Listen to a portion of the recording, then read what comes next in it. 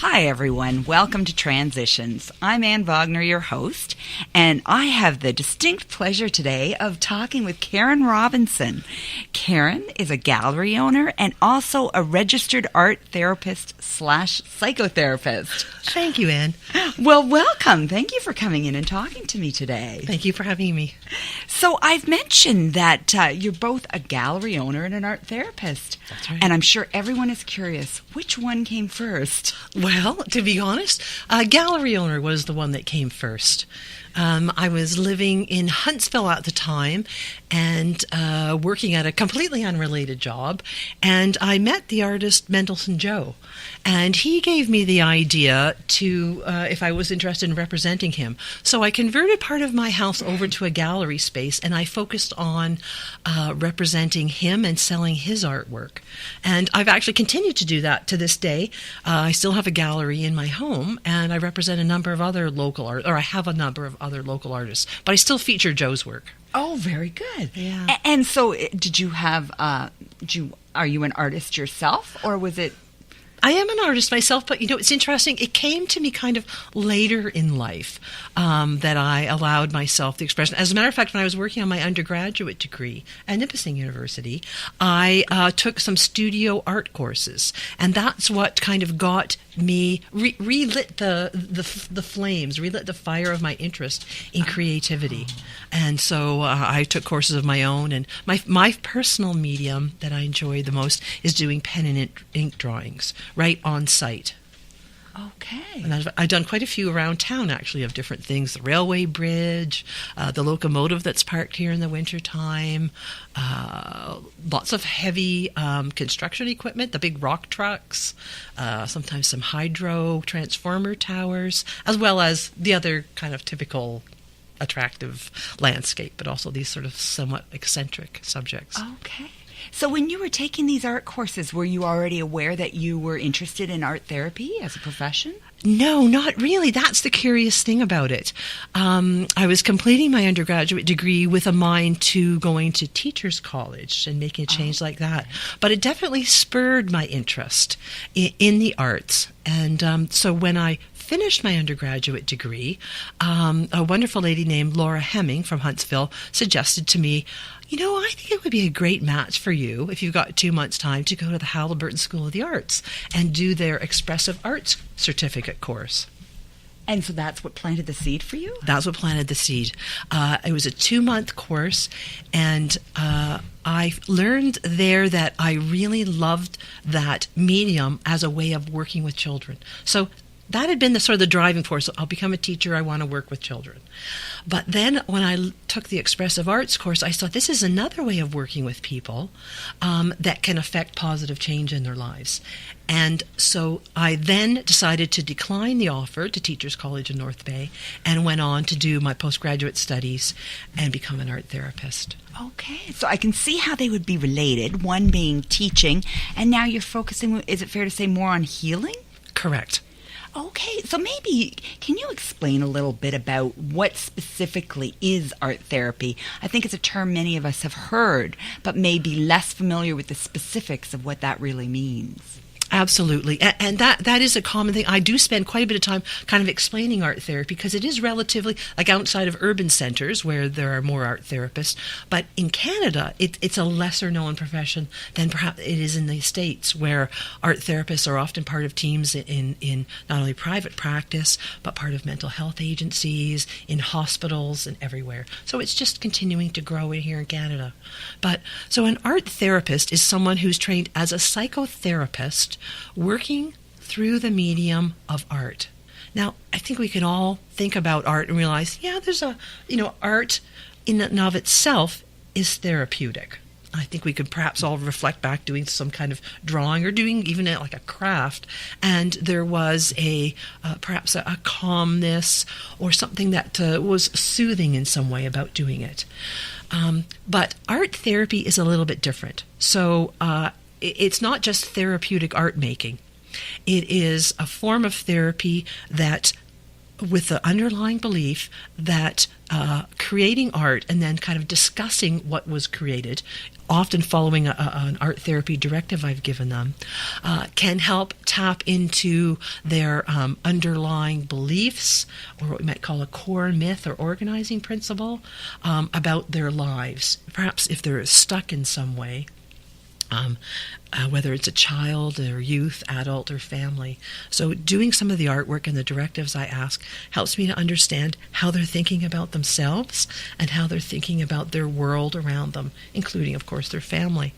So one of the things that strikes me listening to you talk about the approach you use is that it would be less threatening, I'm imagining, than saying, just verbalize this to me.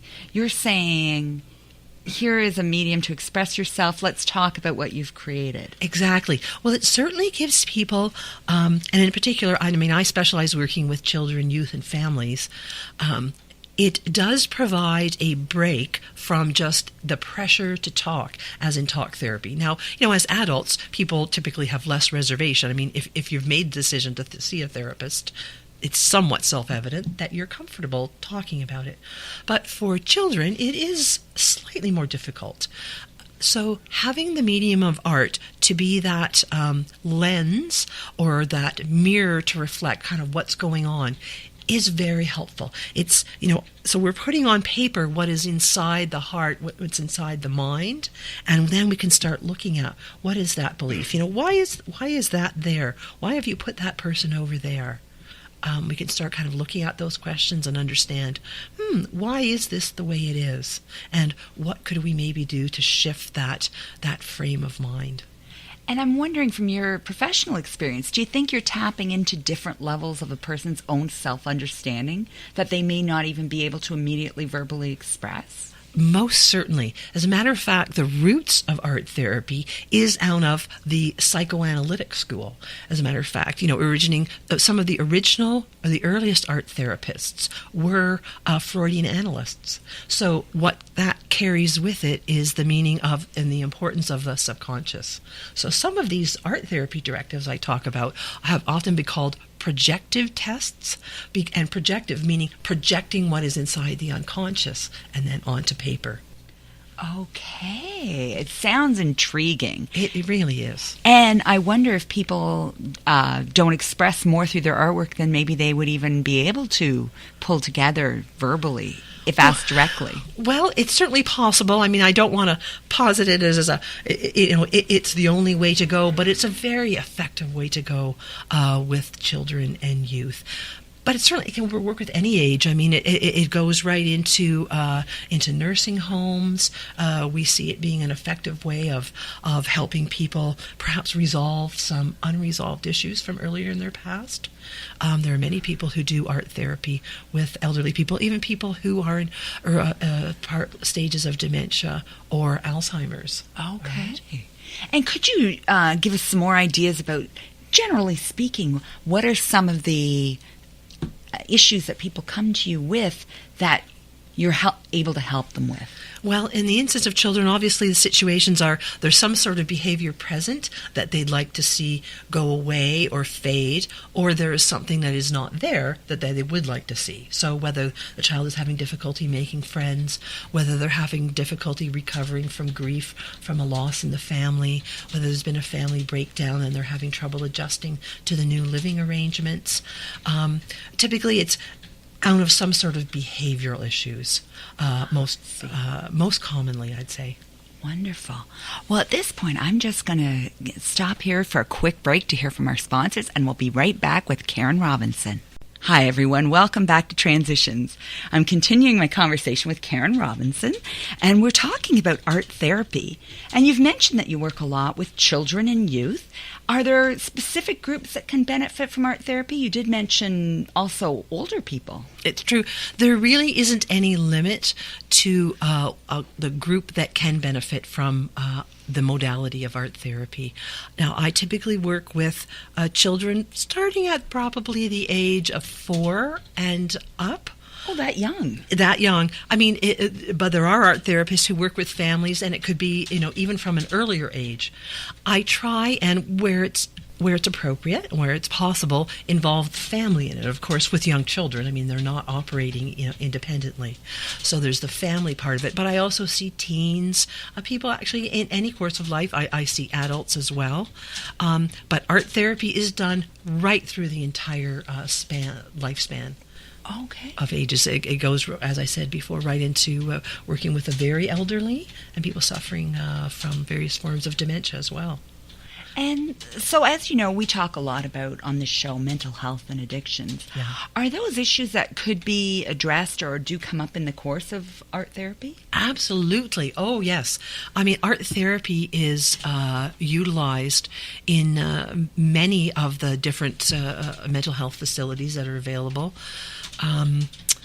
There's a lengthy history of art therapy, in fact, being used in, I think it was back in the 1920s, in some of what they would call asylums in Germany.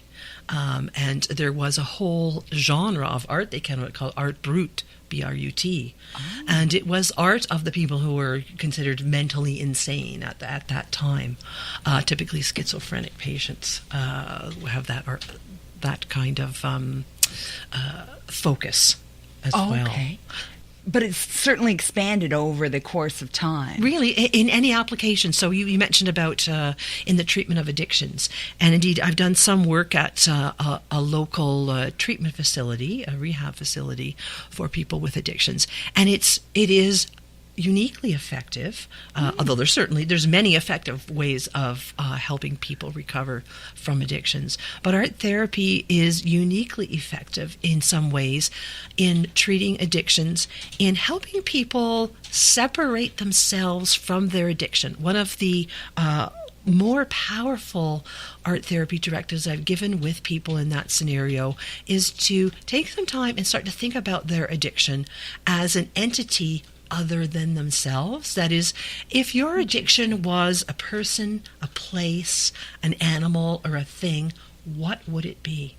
Now, you can even sort of think about that yourself in terms of what the thought process might be that people would go through and how they might picture what that addiction is. Many times it might be something about a devil or something very kind of evil, but also some people might realize, no, it's something that's much more perhaps sort of seductive or innocent, that kind of thing. So it really helps cut through the understanding of this is, separating that the addiction is it's part of them, but a separate part of themselves. And that perhaps, that separation can be developed further.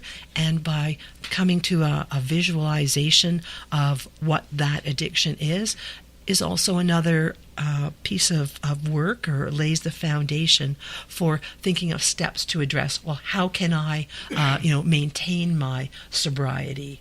What are my relapse prevention steps, by referencing what the seductive image or the scary image that they'd come up to personify their addiction.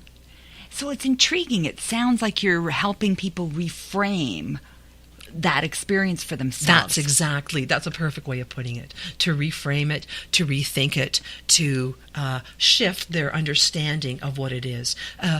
Largely, in the treatment of addictions, but in many respects when I'm working with children, is removing the shame aspect of it. Shame is such a huge part of it for many people. When they might reflect back on their personal history, feelings of shame might crop up. And shame is so powerful. I mean, shame versus guilt. I mean, guilt is, I feel kind of pretty bad. I wish I hadn't have done that. Whereas shame is, I wish I didn't exist anymore. That is, one feels so bad. And that's such a powerful thing. Children can't bear being in that state. And so often they will escape that state of shame by going into some other more powerful emotion, i.e. anger. So lots of our young clients who have anger issues, it can be because they have, for whatever reason, learned to cope with some difficulties by dropping down into the state of shame, which they cannot remain in, and then they try and disperse that or get rid of that feeling as quickly as they can by whatever means that is. So you're addressing that whole cycle of emotions. That's right. And therefore disrupting it. It's true. That's right. That's how we work. Try and go back and okay, what's prompting going into that state of shame? There are a directive where I do a body outline and I help them figure out, well, when I first start feeling that sense of anger, where do I feel that in the body? And then we also start to detangle it, because maybe there's a further language of feelings might need to be developed, right? Maybe everything's getting lumped under anger, but maybe there's frustration, disappointment, hurt, loneliness, can all be under it. So a language of feelings is developed from the artwork. Okay, so it's a very embodied approach to artwork. True. A good way of putting it. And so I'm wondering if people are listening to you talk about this and they're intrigued. Is there somewhere they can go for more information? Absolutely. Well, there is there's the Canadian Art Therapy Association, acronym CATA, that has an online presence. There's a website. So that's the association through which art therapists in Canada can register. So there's lots of information on their website about what is art therapy, how do people train to do that, how do I find an art therapist. There's also an Ontario Association of Art Therapists. So there's a website for that they could look at as well. I have a website, they could learn some information about that. So I think really, if they just do an online search, they can learn a great deal about it, even through the American Association for Art Therapy. You can learn those sites with the professional associations can tell people a lot more about art therapy. And so this is definitely something that's embarked upon with a professional who's trained in art therapy. It's not something that is self-created. You wouldn't do it with yourself. Well, no, I would say, being an art therapist myself, certainly I sometimes do my own artwork after sessions with people to try and help sort of sort out what direction I want to take the next session. But you're right. If you're going to choose art therapy as a modality for therapy, you would want to go to a professional art therapist who'd been trained. Certainly there's lots of activities sometimes we'd see that are organized for people, and doing artwork would be a piece of it. But when we're starting to try and go into treating trauma or PTSD, you want to be working with someone who's trained not only, of course, to bring out the emotions, to bring out the trauma, but to know how to contain it and what to do with it. That's very important. Absolutely. And I assume that when you're talking about people with these deep-seated experiences or experiences of trauma or triggering those shame responses, it's very important that they have support alongside them. Absolutely. There has to be a lot of preparation, a lot of groundwork laid before we can go into discussion or even depicting any of the trauma. We have to make sure that they have sort of a safe place and know how to put the stopper in when we need to, and how to recover after a session, how to sort of properly and healthfully soothe themselves as we work through the feelings attached to that trauma. It's all very interesting. I'm just wondering, does it ever happen that you do any sort of public information sessions? The course that typically takes is that I get inquiries through my website, and then I will typically call the folks back and sort of explain a little more about art therapy. Once in a while, if I'm asked to do some presentation, I did one recently in January at Nipissing University in Bracebridge. I provide information that way, but otherwise people are welcome to email or call me, and I'll provide as much information as I can. Well, that's wonderful. And for anyone who's interested, we will put Karen's information up on our website where you can access it at Transitions at HBR on our Facebook page. And I just want to thank you so much for coming and sharing your expertise. Oh, thanks, Anne. It's been fascinating. It's been a pleasure to be here. Thank you. And just a reminder, if you have any questions or comments, you can reach us by email at transitions@hbr.com. That's transitions@hbr.com. Thanks for listening, and we'll be back next week.